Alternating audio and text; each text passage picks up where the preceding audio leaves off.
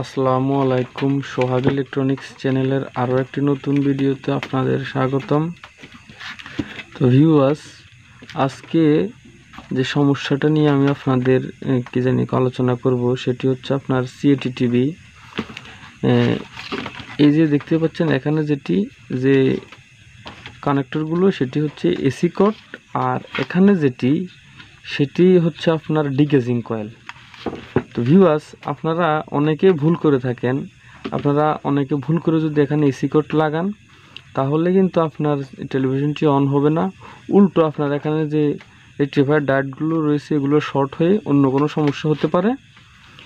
তো ভিউয়ার্স, এখন এই যে ডিগেজিং কয়েল, এই ডিগেজিং কয়েলের কাজ কি, আর এই যে ডিগেজিং কয়েল আপনারা কিভাবে ডিগেজিং কয়েল সেটিং করবেন, তো সেটি মূল ভিডিও।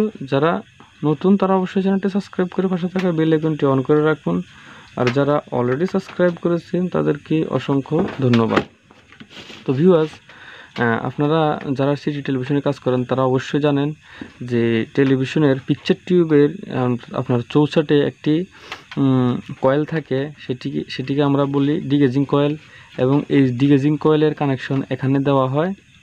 তো ভিউয়ার্স, ডিগেজিং কয়েলটি যদি কোনো আপনার না থাকে তাহলে আপনার পিকচার টিউবের কালারটি আপনার নষ্ট হয়ে যেতে পারে, এবং কালার আপনার টিউবের এক জায়গায় কালো, এক জায়গায় আপনার লাল বেশি, আর এক জায়গায় খয়েরি হয়ে যায়।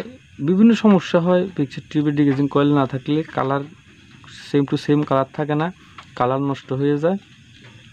তো ভিউয়ার্স, এখন আপনারা প্রথমে ডিগেজিং কয়েলটি কি করবেন, আপনারা সিরিজ কানেকশন দিয়ে ডিগেজিং কয়েলের যে দুটি থাকে, লক থাকে, এই দুটি লকে আপনারা কি করবেন, প্রথমেই এই সিরিজ কানেকশন দিয়ে টেস্ট করে নেবেন ডিগেজিং কয়েলটি ঠিক আছে কিনা। যদি ডিগেজিং কয়েলটি ঠিক থাকে তাহলে আপনারা এখানে কানেকশন করবেন।